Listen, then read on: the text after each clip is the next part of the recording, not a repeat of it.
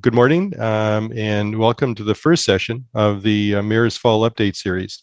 This is, as it turns out, to have been an annual event. That we did one last fall, and with resounding success. So we're looking forward to the series going forward. Today we'll be featuring Marvin Junkin, who's the mayor of Pelham. We know that many of our members have questions regarding what's happening in our communities, and we certainly look forward to the information that will be obtained today and in future updates, and to find out where we're going in Niagara. I'd like to thank our sponsors. We have B4 Networks, Niagara's largest IT services firm, and Growth Associates, which so happens to be my company, for their support in the matter. And we'd also like to thank our partner, the Niagara Board of Trade and Commerce, located in Thorold, who are also participating. The format is, as we had last year, we'll begin with an update from Mayor Junkin, and then we'll follow up with questions and answers. At the bottom of everyone's screen, there should be a Q&A button. Feel free to enter your questions there, and we'll try to answer them live as much as we can.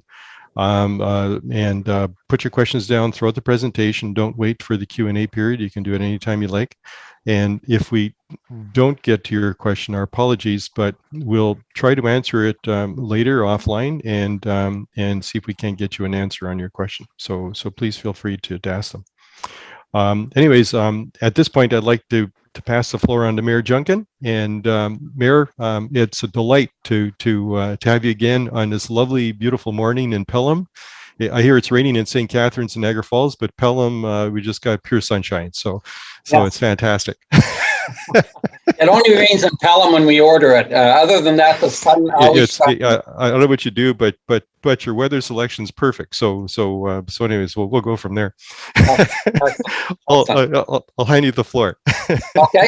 Thank you very much, Vern. As I've stated, I'm, as an elected official of the town of Pelham, as the mayor, I appreciate being able to go online on this meeting and explain what the town staff and council has accomplished this year. I've broken it down into each of our directors' divisions. So I'll continue. I will get right into it. One thing, of course, that council does at the beginning of our terms, we go through a strategic planning session. I believe when we originally did ours, we had 35 objectives. Last year we had 10 or 12 of them we knocked off, and in this past year we've accomplished another 13. So with 1 year left to go in our mandate, we're down to single digits that have to be accomplished before next October. So everything is moving very well. The CAO has got the team here in Pelham working together, and I'm very happy with what we are accomplishing. Some of the things that have been solved on the completed strategic plan priorities, and I'm just list a few of the big ones, and I will be talking about them in my presentation.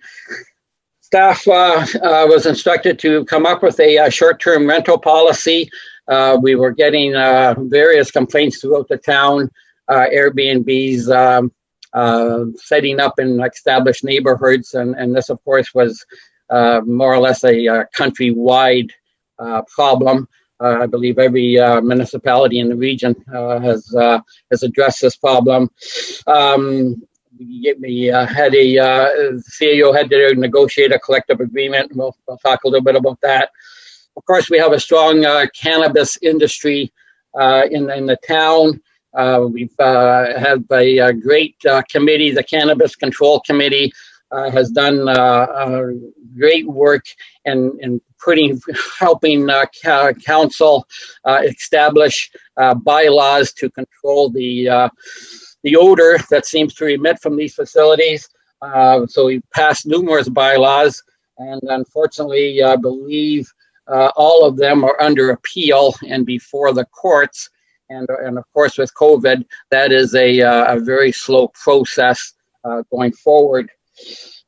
Succession plans. The one thing I see on this list that I'm a little disappointed in is we have um, come up with the terms of reference for our Heritage Advisory Committee, and we have indeed asked for public to submit their names for members to this committee, and unfortunately we haven't had any applicants for that. It's something that I'm hoping that we'll take back to council and discuss with staff and see why that was so. We did have a great heritage committee 3 or 4 years ago, well, probably 5 years ago now, and I really think that this town would be a lot better off having a heritage committee as opposed to not having a heritage committee.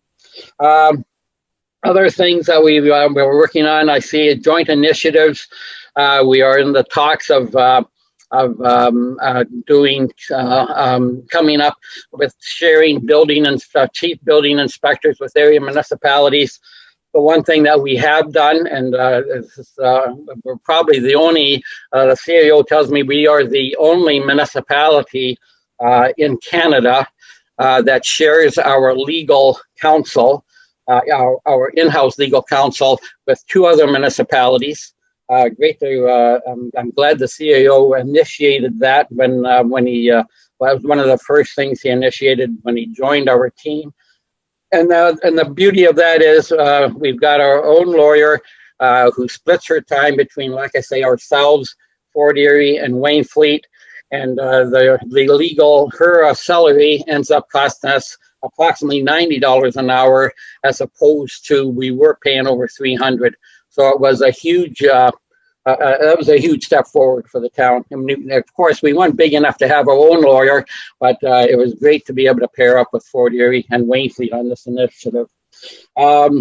Grants, we've got a treasurer that her philosophy for grants is to throw everything at the wall, and whatever sticks we get rewarded for it. And if some of them don't get looked after, then that's fine. At least the effort was made, and because of that, we've had some huge grants come in, as I will go into later. So that was that covers some of the highlights on the strategic priorities. The chief admin. So now I'll go by the offices or what we have. So on the chief administrative officer, and of course this would be the CAO's department. Excuse me. Got a frog in my throat here. Yes, the chief, the CBO or the CAO, Mr. David Cribbs. He has developed a great succession plan for the town of Pelham, and we recently had to replace our communications director and our clerk, and I was very happy. I sat in on both of those interview processes, and it was great to see how well our in-house applicants came out and won those positions. It was just great to see that the quality of the staff that we have in our town, and it was great to see that be accomplished in-house hiring for those 2 positions. Another thing that the CAO accomplished this year, of course, was negotiated a collective agreement.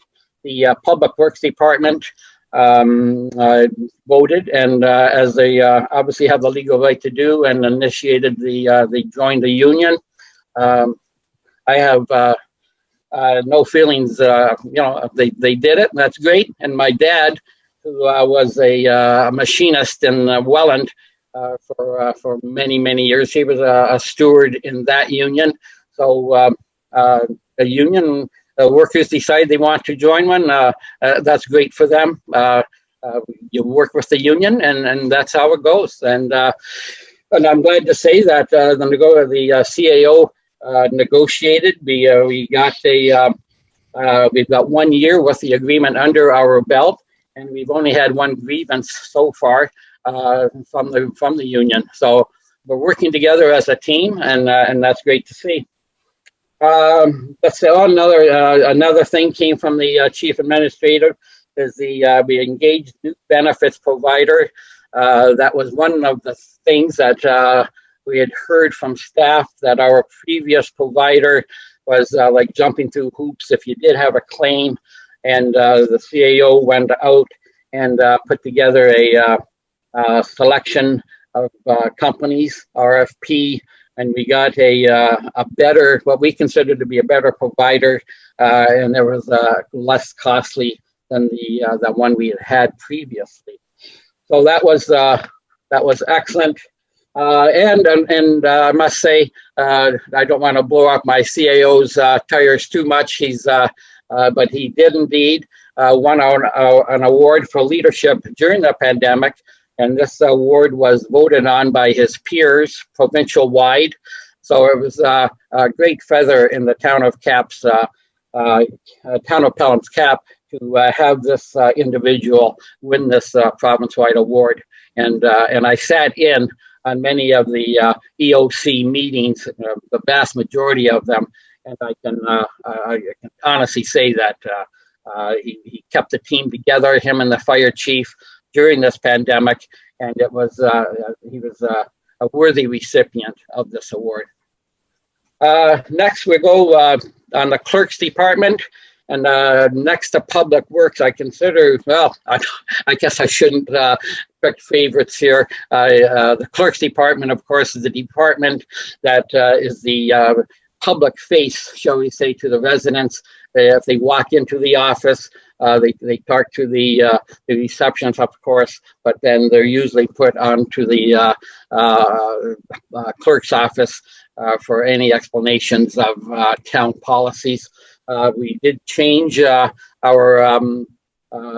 clerk this year, Nancy Bizzato, longtime fixture at the town. She retired, and one of the positions that was filled in-house. Holly Wilford is now our new clerk, doing a tremendous job.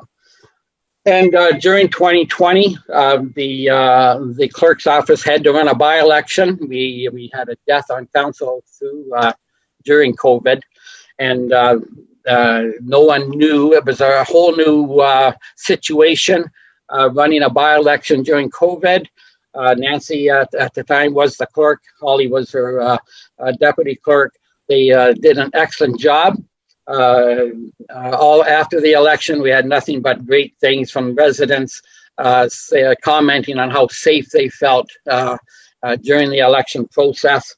And at the end of that, the clerk's department, along with big cities of Ottawa, Windsor, and Cambridge, ended up winning won the Danby Award for implementation of legislation. That was for the running of the by-election in 2020. We also, the clerk's department, of course, during the as COVID shut down public meetings, they were responsible for the smooth transition into Zoom meetings. And like I say, it was very smooth. We still have, of course, the public can still watch council meetings. We have not yet opened up our municipal offices, we have opened up the municipal offices, but we have not opened up the council chambers for any viewers. Just our council chambers is small enough that we just, under the regulations, it just isn't going to happen for a while yet. Clerk also, let's see here, the clerk's department, yes, during the pandemic, at no time did they stop or discontinue any of the services that they were offering before the pandemic.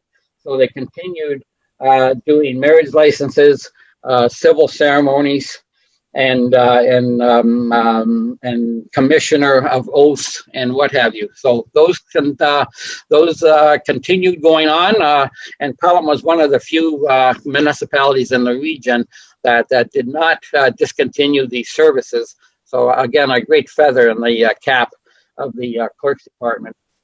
The fire and bylaw during COVID. we had to hire 15 more recruits to fill the banks of our 3 fire departments, either mostly through retirements. So those 15 volunteers were trained in-house, and actually tonight at Station 1, they will be writing the provincial exams, all 15 of them, and there will be other applicants from other stations, municipalities also writing at Station 1. The chief tells me there'll be 25 volunteer firefighters writing for their test tonight. So that's went on all during the COVID, and of course. You have the standards for so many people in a closed area and what have you. These were all followed through, obviously. So it was a feather in the cap for the fire department to be able to train these individuals and get them to the point where, like I say, tonight they're going to be writing their tests. We've also, during the last year, we have 11 public automatic external defibrillators. We have upgraded them. We've had them since 2005. So when we first started putting them in, we put, I believe the first ones went in at the swimming pools first, then at the MCC.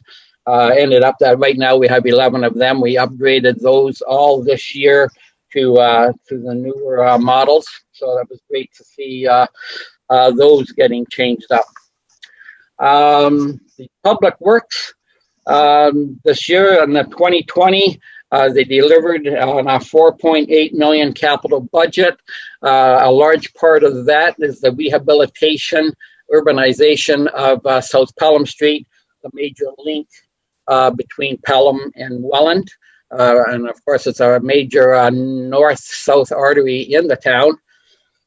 We ended up that project spread over 4 years is going to cost the town $8.4 million, and we ended up getting $4.2 million for federal and provincial grants to do that project. So for a town this size, that was a grant that definitely helped this project along, and much appreciated from the upper tier governments. Another thing that the Public Works has done, this is our second year that we had we sprayed for the gypsy moth. One of the few, if not the only, municipality in the Niagara region that sprays for this pest. During this implementation, we ended up getting so well.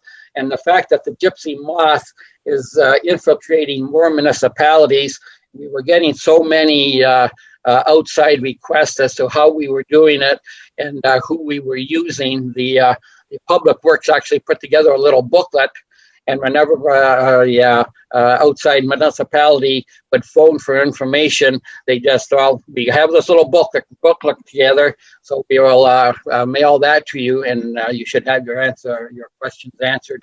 So that was, again, a pretty neat thing that a small municipality such as us, we were getting requests from cities, whether they be Guelph or other cities in Southern Ontario that are getting now bothered by this pest. Also, Public Works, of course, is responsible for the quality of the drinking water within the town. We buy it from the region, but the Public Works does the testing, and Pelham is responsible for any infrastructure within the town. We received a 100% rating from the Ministry of the Environment, Conservation and Parks for the 2020 distribution system regulatory inspections. So you can't get better than 100%. And that again just shows the quality of the staff that we have here at Pelham. And of course, like any other, like all the other departments, the department is always working diligently for cost-cutting measures at the same time, keeping the quality of the product right top-notch. Corporate services, excuse me. We again, like as I said earlier, we have a treasurer and the deputy treasurer who, if there's a grant to be had, they will sniff it out and fill out the forms. And we ended up receiving 18 grants during 2020, 2.6 million total. And the largest one we had, the town got a $1.3 million grant for the Safe Restart Phase 2 funding. And that was a lot of work, I understand, filling the forms out for that grant. And there were numerous municipalities within the region, that didn't bother applying for this grant, or they did not come anywhere close to getting the 1.3 million. So again, it's a feather in the cap to our financial department for the work and effort they do put into these grant applications. Just you can imagine a town our size getting a 1.3 million grant for the Safe Restart program. That was put a smiles on everyone on council. I'll tell you that.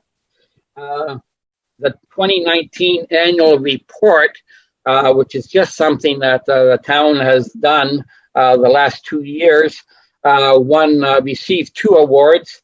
Markham Award for Communications, that was a gold in the gold section, and the GFOA Canadian Award for Financial Reporting, again for the 2019 annual report.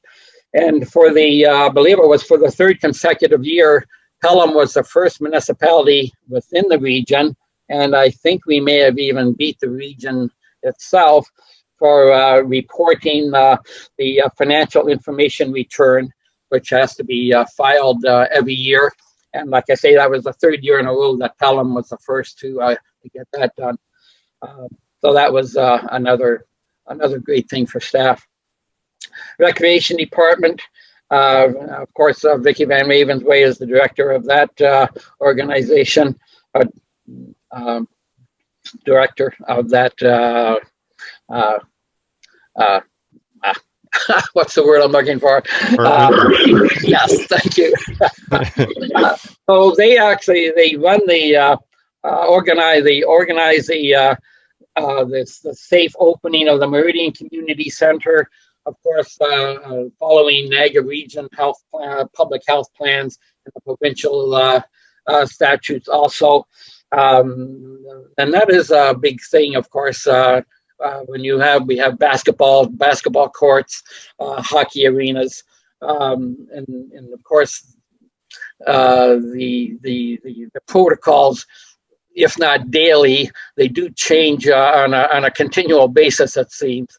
And with the fire chief keeping them up to date, it is a continuing battle to stay up on all the regulations. And I would like to say that 99.9% of the residents, they realize that these protocols are in place for public safety, and most of the time, like I say, 99.9% of the time, we are getting great acceptance from the public on these protocols. Of course, with the COVID, 2nd year in a row that Summerfest was canceled in the town. We did indeed, though, win an achievement award for our Canada Day Niagara Way. That was a Niagara region-wide initiative. You could click onto the website, and there were events and notes from speeches from elected officials and other events that you could partake in from your computer. Yes. And then we also had Ontario Recreation Facilities Association Facility Focus Award, again for the running of the Meridian Community Center. In planning, one of the big things that I was very happy to see that we achieved in Pelham was we changed the bylaws and for secondary dwelling units. Let me just turn my page here, excuse me. And the secondary dwelling units, of course, we had to approve the official plan and a zoning bylaw amendment to allow these secondary dwelling units to come into reality. I know my role at the region, being a regional councillor, that's when you really realize that the region, and not just the region, it's a countrywide problem, this homelessness and affordable housing that we have. So when the province mandated that municipalities would elect, as it was mandated, that municipalities had to bring in legislation or at the municipal level to allow these, I thought it was a great thing. I still think it's a great initiative that a homeowner, whether it's urban or at the in the rural, the urban, I believe the square footage is 750 square feet. Of course, you still have to have your the correct boundaries and what have you. So it's only if the lot is big enough that you could put a build on, but you can, of course, also have an apartment inside the unit. In the country, in the agricultural areas, rural areas, you're allowed up to 1,000 square feet, and you can apply for a zoning amendment if you wanted to go larger. And of course, these I can see a lot of these being used. Aging parents, of course, can sell their home that they have and move in with their offspring, their children, and of course, when they sell their house, then their house becomes available for someone else to live in as they move in with their children. So I think it's a great initiative. Anything that allows more housing to be built affordably, it's got to be great for the town and for the economy in general. So I was very happy that council did the necessary steps to make this a reality in Pelham. Again, Pelham is a great place to live, and this continues to be shown by our steady building permits. Another shopping plaza, I bet a smaller one, is being built in East Fond Hill, just west of Rice Road Greenhouses. There will be a restaurant there and 27,000 square feet of additional commercial space. And another great thing that is months away from having shovels in the ground, we hope, is there is a new 5-story, 132-suite assisted living retirement home, which is going to be happening north of the Meridian Center and west, of course, of Rice Road. The building permit is currently being reviewed by staff, and this will be the first phase of a multi-phase retirement community that will also include a long-term care center and independent living seniors condominium units where the full spectrum age and place can occur in one area. So I think this is going to be a facility that will be well received by the residents. And like I say, hopefully by next spring that will be starting to become a reality. And as I said, again, building the planning department, building permit activity, it continues to be strong in Pelham. And of course, most of this is taking place in the East Fond Hill section of the town. And there is, of course, a subdivision happening in East Fenwick that the developers will be turning their attention to. And in the next several months, we will be starting to get applications for site plan improvements in that area of the town. The building department issued the same number of building permits that the town issued in all of 2020 by July of 2021. So again, it just goes to show that building is still a very strong force happening here within the town. And again, that was something that the building department never shut down during COVID, and have indeed transferred. Most of the applications can now be done electronically, so that the staff do not have to have people coming into town hall to do the applications, which obviously works out very well for the applicant also. Let's see. Yes, 09 corporate services. No, I'm sorry. I already did that. I'm sorry. Yes, actually, I believe that that is my presentation. Again, like I say, it was a great year in Pelham. COVID, of course, is the monster in the back door. It does seem to be under control. The restaurants in town, as in restaurants all through Canada, they are indeed suffering with the 50% capacity rule. One thing that Pelham has done, we did away with all parking lot restrictions. Any business, of course, is supposed to have so many parking spaces.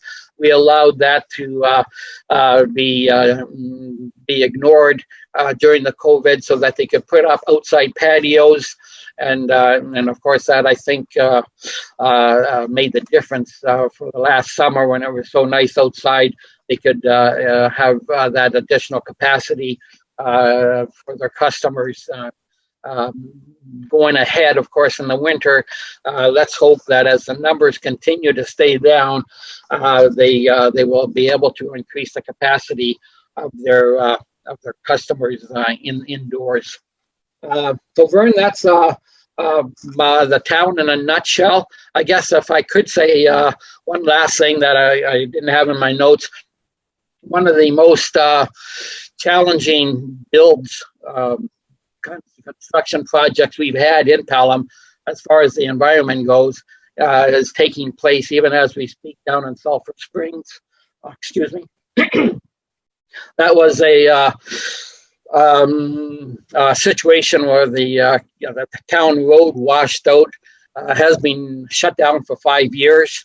Town staff was, we were doing it the ordinary way. We were hiring consultants, and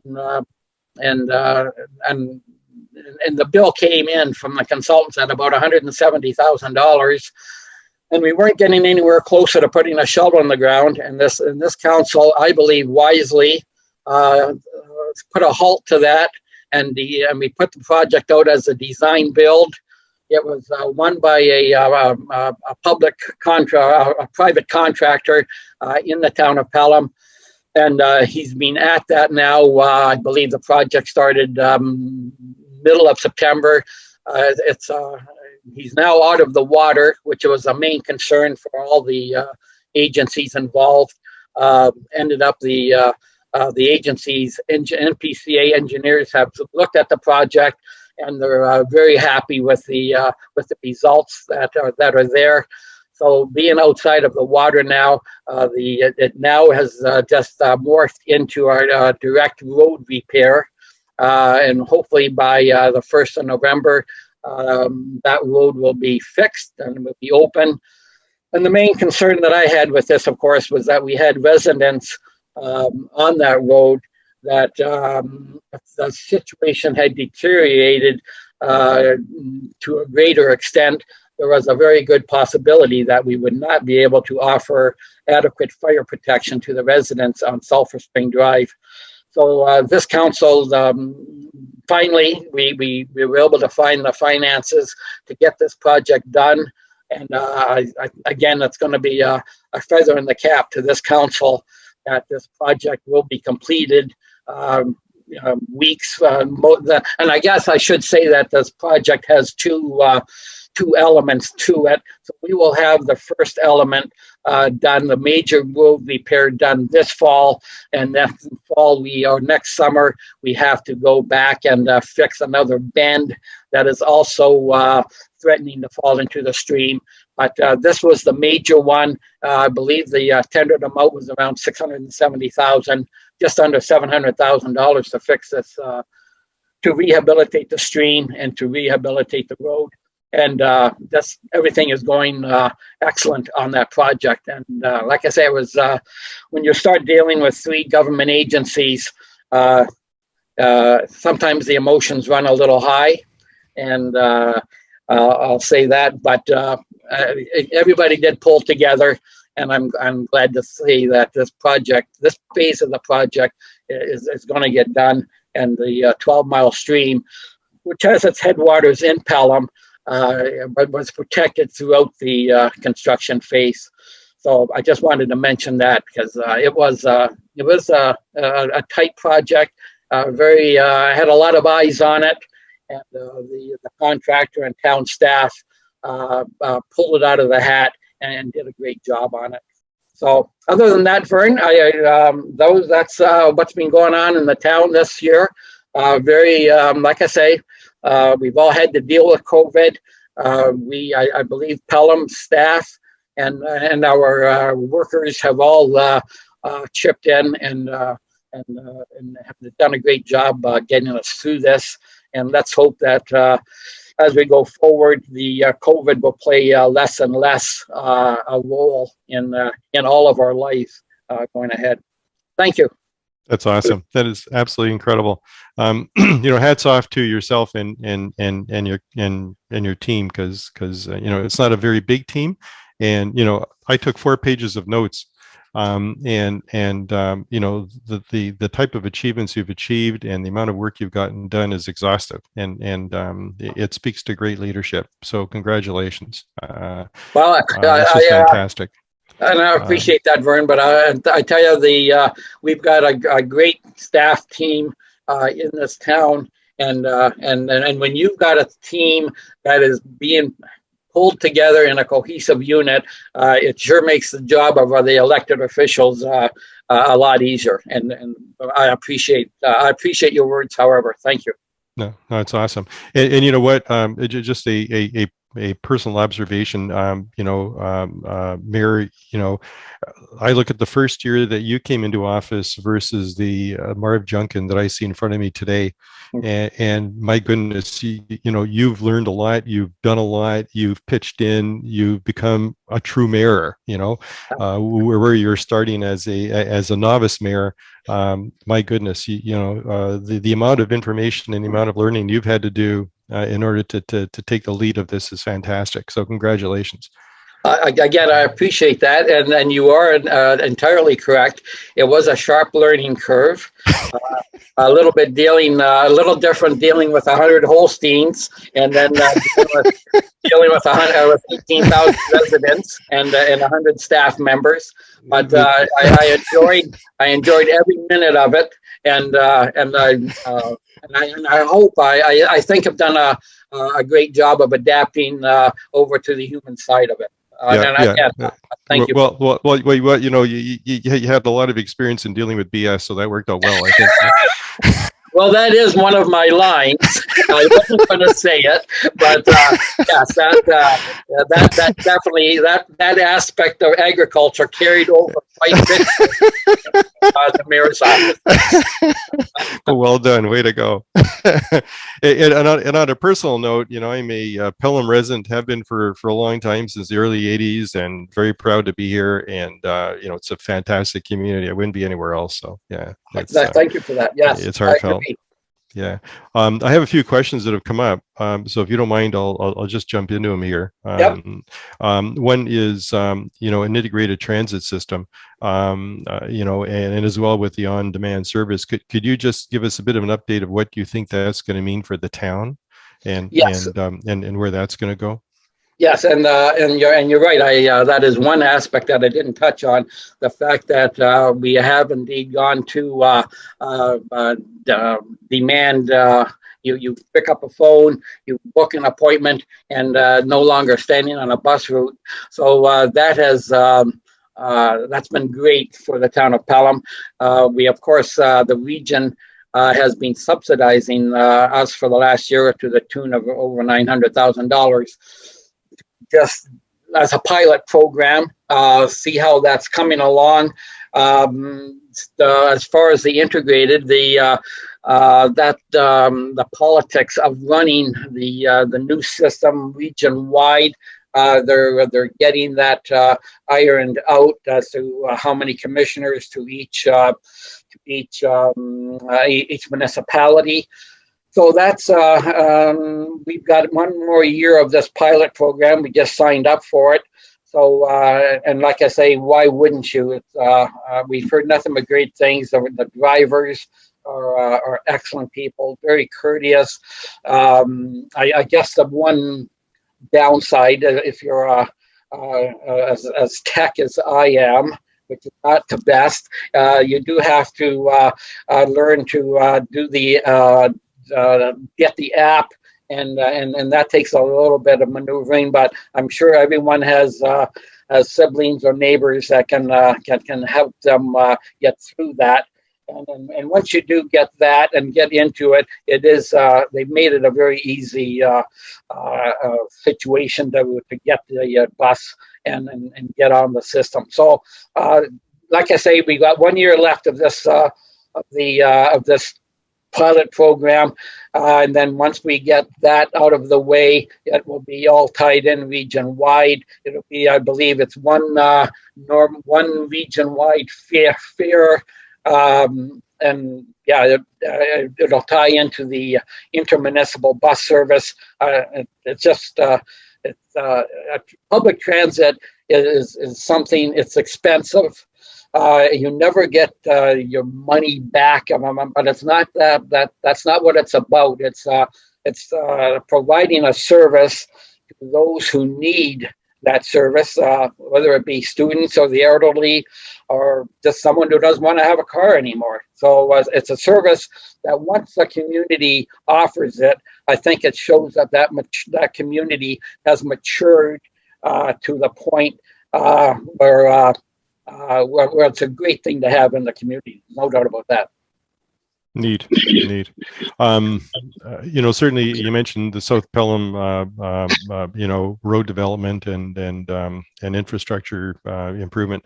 And quite frankly, I know when it's completed, I'm going to be very proud to drive from Welland into Fonthill along South Pelham. It's going to be absolutely gorgeous. Yes. And it'll be a spectacular entrance into that main intersection. Naturally, with all the development we do have going on, be it East Fenwick or East Fonthill, there's always concern about what Fonthill used to be and the small town characteristics and so forth, and there's always a discussion on that. But is there anything to add to that discussion as far as initiatives or efforts that we're making to try to keep Fonthill what Fonthill was and Pelham what Pelham was? Yes.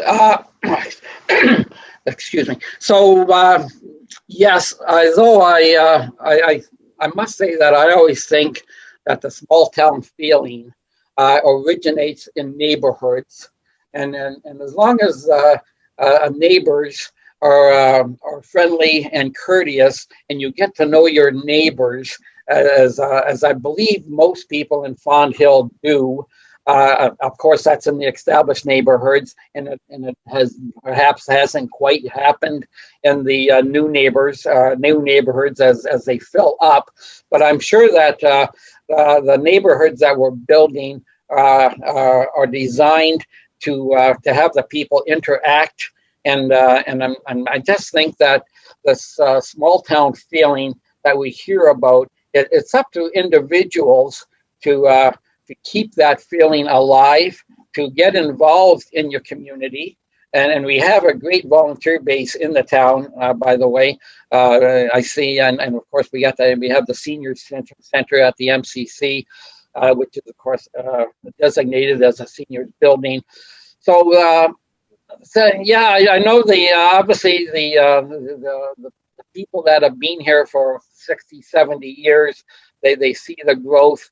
And I suppose those residents shudder and we've lost the feeling. I contend that it's up to each and every individual to continue that small town feeling on your street, on your community, and it will stay in the town if individuals make the effort. I mean, and also the town as ourselves, we town staff, we have great programs at the MCC that encourages community involvement, whether it's seniors fitness, whether it's seniors games, pickleball, what have you, and just partaking in the community events and volunteering where necessary or where one can, especially with the 2022 games coming on. That was something I didn't mention. A great thing for the region, a great thing for the town. We're hosting the cycling event, and just getting involved in the community on a personal level. I believe that we can still maintain maybe not a small town feeling, but let's say a small city feeling. And it's all about public participation and taking part in the community wherever you can. Certainly. One issue that has been viewed as contentious, I think, in some press releases and so forth of late, of course, is the airport. In terms of I think it's 3 municipalities or whomever are responsible for it, and where that's going to go. Could you provide a little more insight in terms of where you stand, or where you see Pelham standing in terms of putting a new facility, a new hangar in, and all those good things? Yes. Well, I myself and another councillor, we voted against that idea, and it is a very contentious idea. The airport. I don't know. I just the majority of people in Pelham probably don't even know we have an airport. And I myself, just an airport by definition. There is no such thing as small bills at an airport, whether it's fixing runways or building hangars or whatever you have to do with an airport. On a small town of 18,000, and of course we're in there with 3 other municipalities, as you stated, Welland, Port Colborne, Wainfleet, and Pelham are the co-owners, with the airport being located solely on town of Pelham land. It is contentious, and to tell you the honest truth, until we see a business plan to see exactly where the this commission wants the airport to morph into, I won't be voting to put any more money into it. It just I look at the city of Kitchener. They have what's known as a booming airport. Lots of traffic and what have you, and yet every year the city of Kitchener has to subsidize that airport for $5 million. So this an airport trying to make it a money generating entity, of course, is it's a good plan, but it's also a very expensive plan. And I don't know. It'll be interesting to see as it rolls out as to exactly what's going to happen there. I wish I had a crystal ball so we could see down the road 15 or 20 years. We do have the region is blessed with having a more modern airport, if I can use that word, in Niagara on the lake. There's also another airport in Grimsby. So the region definitely has, if not too many airports, we definitely have our share of airports. I don't know. It's a conundrum. I guess I'll leave it at that. So I'll just leave it there. The only thing I could see, and I don't think it's an argument, is industrial development around it, perhaps with an airport theme or an aviation theme. But that requires an infrastructure build and a lot of investment, and no guarantee that it's going to materialize in any period of time. And airports are expensive. And you're right, they're not servicing everybody, are they? No, it's a very small number of people that are getting serviced, and I just don't think a town our size that we are getting the bang for the buck spending it out at the airport, as opposed to whether we spend it on transit or seniors housing or whatever. I just don't see how we're getting the bang for the buck that we should be getting for our residents. But like I say, that it is indeed a council decision. Well, you know what? I firmly believe that you were voted in on a strong return on investment mindset. Yes, yes. And that was your platform, that we're not about to be drunken sailors when it comes to spending money. And I think you've stuck to your guns and your strategy regarding that. Thank you. People can criticize it, but this is what you're elected for, and this is what you've done. Virtually every page that I've written down, you talked about the monetary gains we got from grants, from where we're saving money, where we're promoting from within, and on and on and on.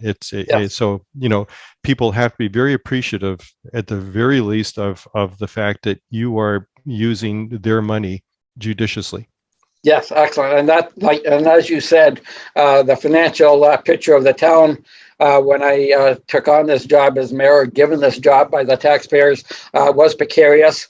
I believe that we have made great strides forward. We're not out of the woods yet, but we have to be very careful on how we spend the money that is entrusted to us, for sure. That's awesome. That's awesome. Which leads into the one other topic I want to ask you about is we're into 2022 budget deliberations right now.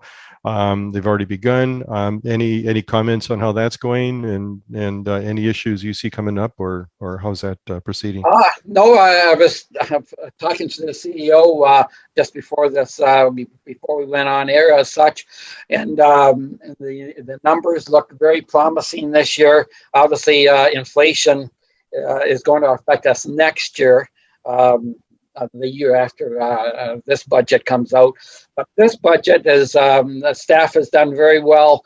I really don't want to quote numbers, but as it stands right now, I think the residents of Pelham will be very happy when we do bring it forward. It'll be another a tight budget, I believe, with no unnecessary projects that are taking precedence. It'll be infrastructure, bringing, of course, there's a lot of roads in Pelham, especially in the rural area, that definitely need a facelift. But it will be a tight budget. 1.5 increase of staff vary by 0.5 or perhaps one person, but again, staff realizes that we're a small town. We need a small team we can't afford 5 people in planning or 8 people in communications or whatever, and everybody realizes that works here. They appreciate being part of a small team, and council will do our best to be continuing to be frugal with the taxpayer money. Cool. One other question relating to vaccination policy. Does the municipality have any intentions to follow federal guidelines of everybody needing to be vaccinated or tested or accommodating work outside of the workplace and so on and so forth? Or yes. what are your intentions in terms of following those guidelines? And the region, I think, has picked up on it too. Yes, and of course, as a municipal employer, we have to look after the health and safety of our employees. So we have indeed followed the example of and the protocol set forward by the province.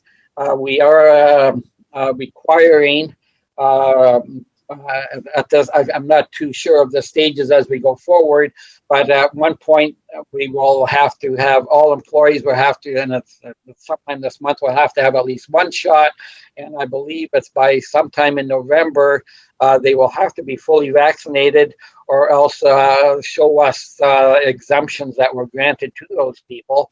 And if we have to continue down that road, it starts off as a disciplinary measure, and I believe that if the workers in question were not to get vaccination or full vaccination, I believe at the end of the road is termination, which is it's very is it heavy-handed perhaps, but at the same time this is a COVID situation. We have to respect the workers, and we live. And I just recently wrote a letter to someone who was in exactly the situation I just explained. He was concerned that he was going to have to get vaccinated. He didn't want to, and I wrote back to him and I said, well, we live in a democracy.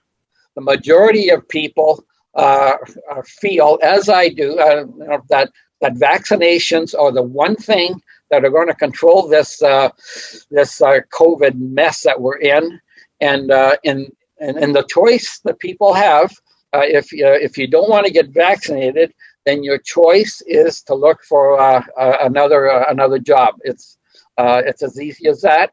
I told him that I couldn't help him. I didn't. I can't.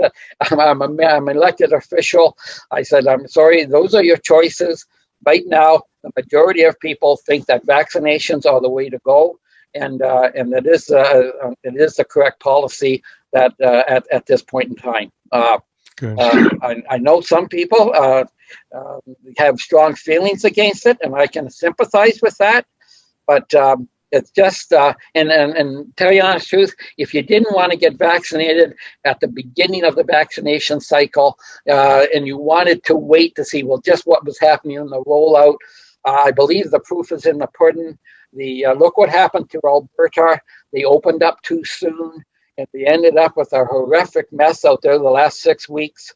And I don't mind saying I was somewhat critical of the time frame that Ontario was opening up in. But when I saw what happened in Alberta, I said, you know what? This is obviously our numbers are great right now. They're low and getting lower. So again, our vaccination, I wish it was higher. I wrote in one of my articles last week or 2 weeks ago, a country, I believe it was Denmark, they're at 96% vaccinated, and they are now no more protocols. They've gone back. They're having rock concerts, 50,000 people, no mask, what have you. So here's the proof. The proof is there. Get vaccinated, or I'm afraid the person is going to have to make some serious choices for sure. One last question I have that has come in regarding the area around Meridian is why did the town allow homes to be built on the medians around the arena parking lot? Yes, so a good question. The area directly south of the MCC, believe it or not, and of course it depends on what your definition of affordable housing is, but that is the closest Pelham will come to having affordable housing that is south of the MCC and north of Summerside Boulevard. Yes, we could. Should we have had houses? Should we have had parking? But we do have one area left to the east of the MCC, west of Rice Road, that we are going to. I believe council has designated that as keeping that for parking. So we will have that area that has yet to be paved and what have you.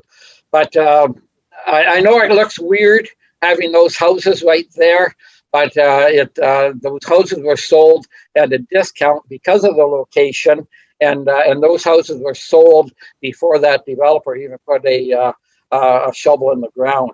So the people who bought those houses appreciated that they were substantially lower than other houses, obviously in part because of the location, but it's.